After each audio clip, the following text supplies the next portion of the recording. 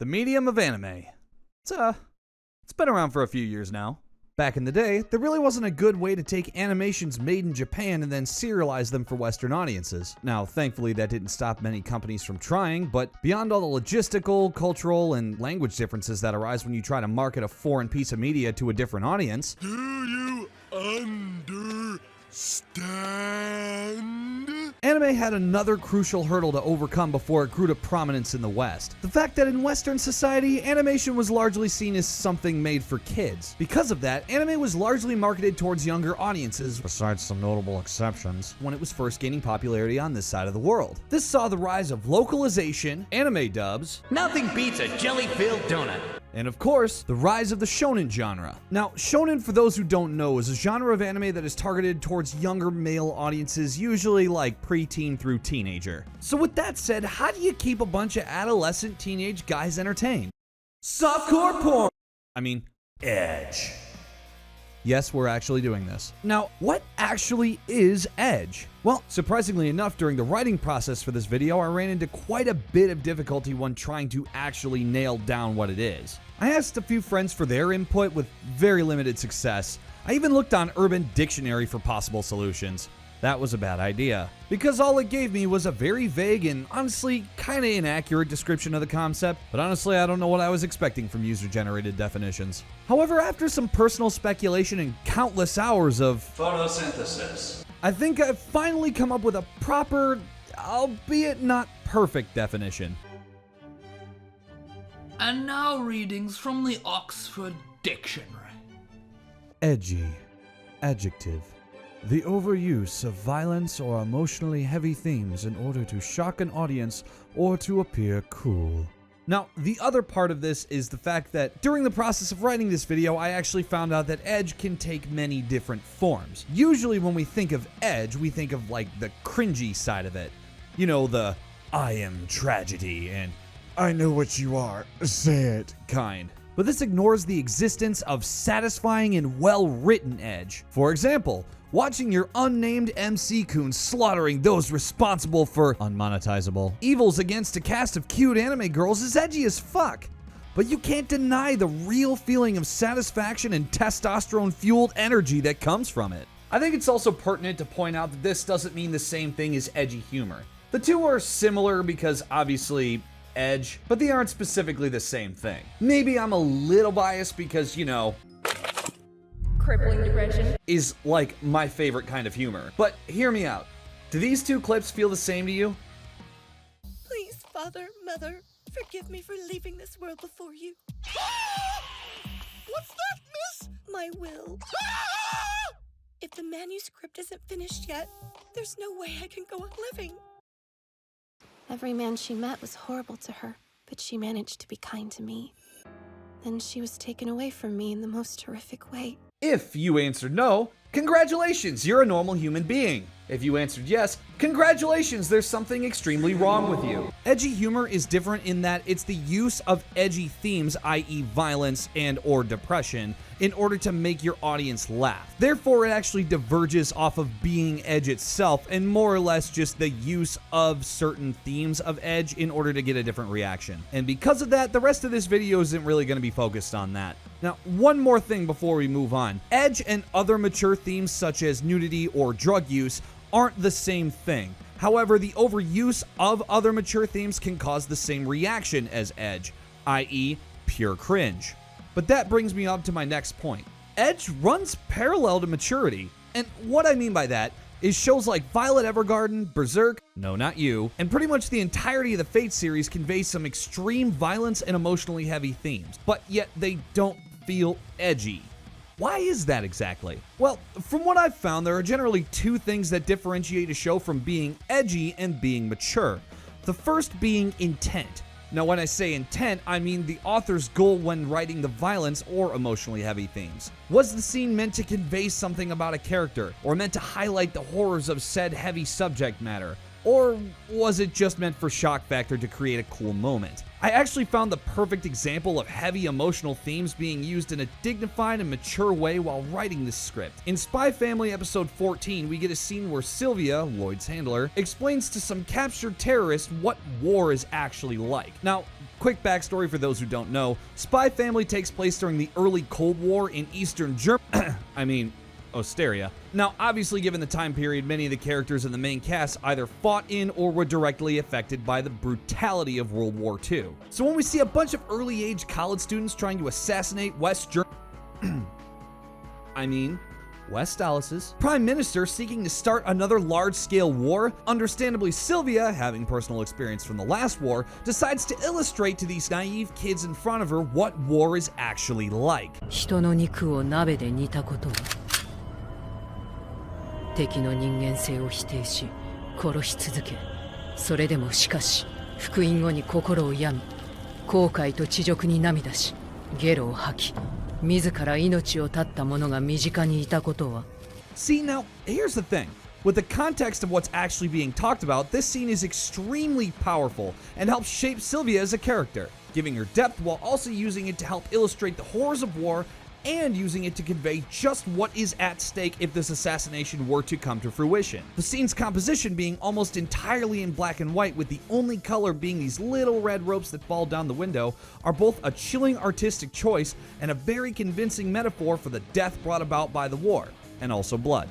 But despite that, we are kind of riding the line here between mature and edgy. Now let's see what happens if we change a few things here. First, let's get rid of the context. You don't need any of that fancy story crap. And next, let's change that music up a little bit. How about, I don't know,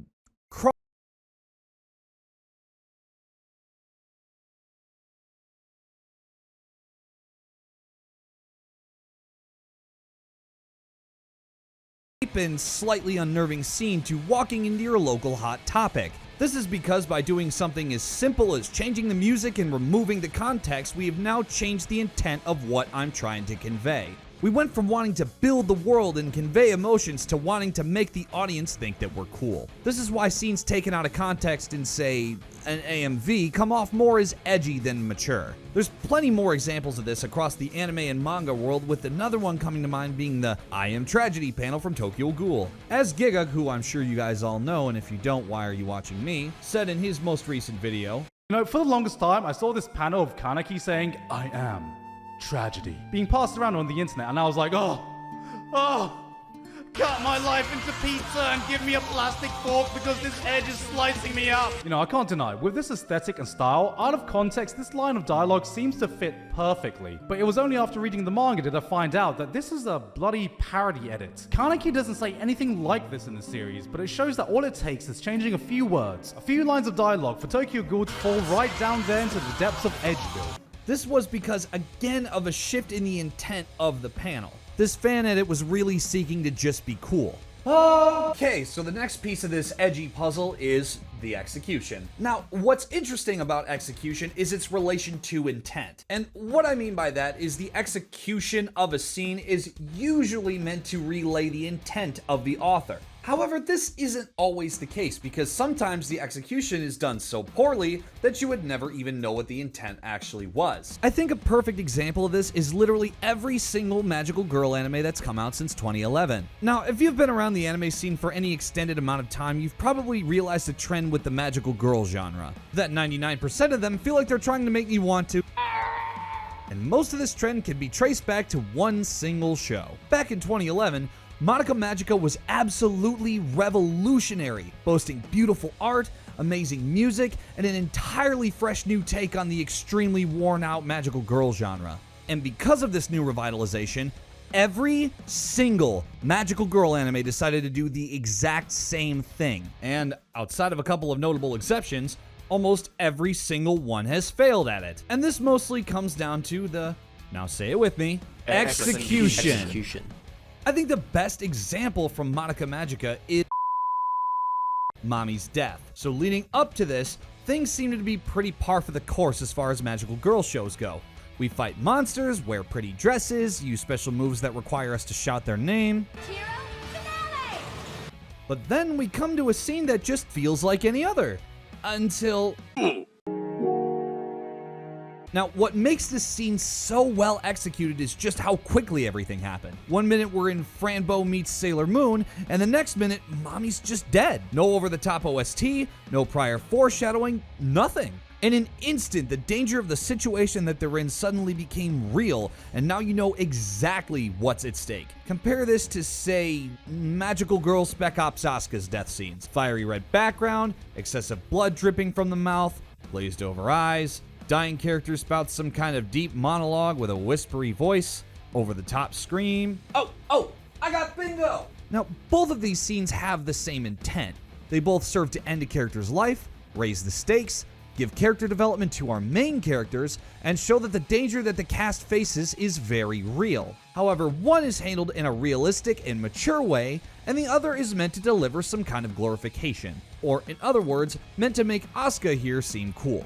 And because of that, if I was to say, swap the music out with My Immortal from Evanescence,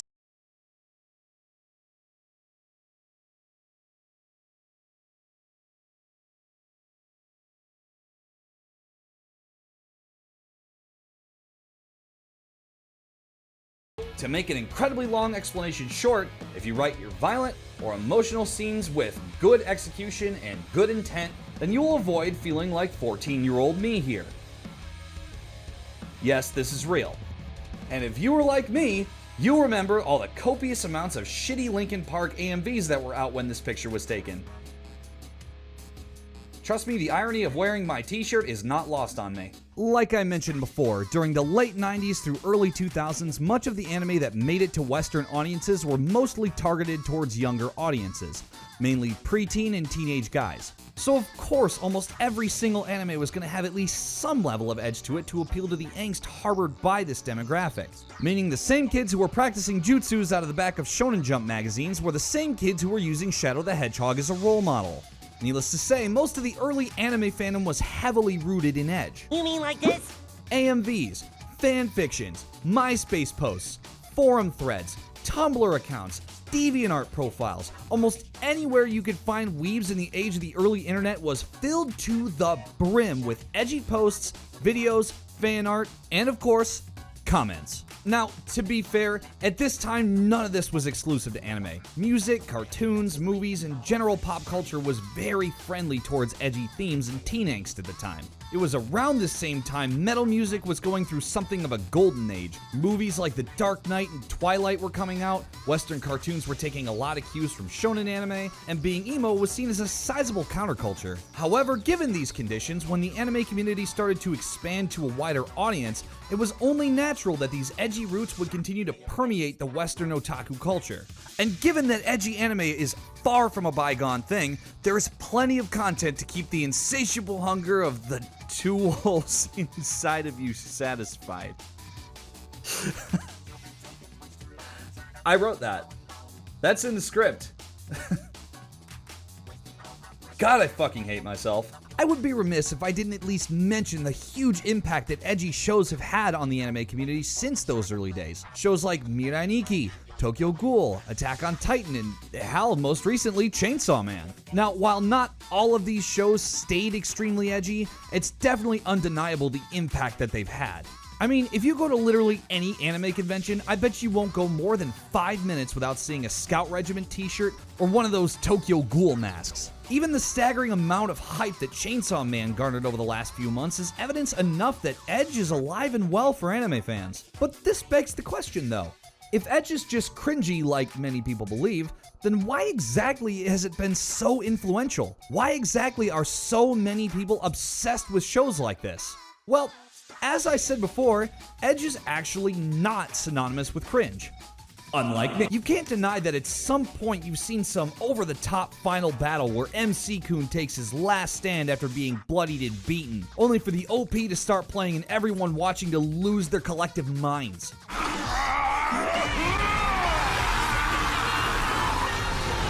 Yet somehow you can't help but think that Tears Don't Fall would be a suitable replacement for the OP. And that's because these scenes are in fact edgy as hell. The point being is that Edge can actually be handled well, and serve to accomplish its goal of keeping you invested with shock factor or even just to make you think it's cool. Yet again, there's plenty of examples of this all over the anime sphere, from Higurashi to fucking JoJo. I think one of the best examples that comes to mind is Elfen Lied. Although I'm not personally a fan of this show, I gotta admit that in some cases it handles its trademark violence and depression extremely well. Now, at some point in the anime, we are graced with a scene of a bunch of piece of shit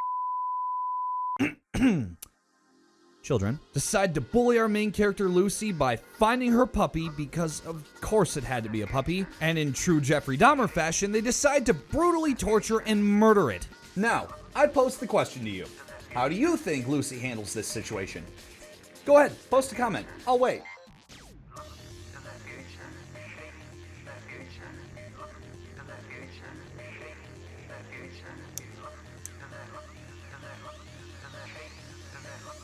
And the answer is... yes, that's right, she brutally murders them. Despite being one of the edgiest things I've ever seen, having the intent to shock me and pay off by making Lucy seem cool, I can't help but channel my inner MJF and feel extremely satisfied when these kids get what they deserve. In this instance, the writer's goals were achieved, therefore, despite falling completely into 2009 DeviantArt territory, it never once felt cringy. And the same thing can go for similar anime, like the example of Vivid Strike's infamous bullying scene. See, as you can see, the more you fuck around, the more you're gonna find out. Get that motherfucker.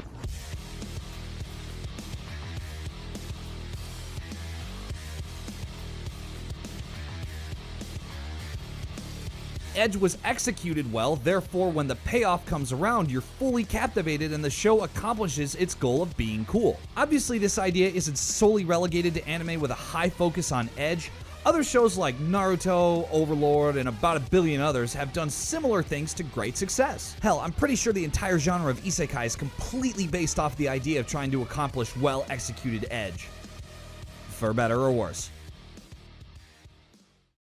I think it's pretty safe to say that Edge is a concept that has permeated every side of the anime community. I mean, hell, Chunibyo is literally a character trope based on people who are like this, and they make full anime about it. And while obviously it can, and a lot of times is, used improperly, putting a lot of people off to the anime it's used in, Edge can also be handled extremely well. I know that I've given a lot of shit to the music mentioned in this video, but suffice it to say, I absolutely love every one of the bands I've offhand made comments about. I mean, hell, Linkin Park is like my favorite band of all time, as I'm sure you've guessed, further proving that Edge can be handled in a satisfying and somewhat graceful way. But as long as anime, and by extent greater media, continues to use violence or heavy themes in their writing, then the concept of Edge will always be there. And all we can do is ask that it's handled well, lest it make the media it's being used by seem cringy and uninspired.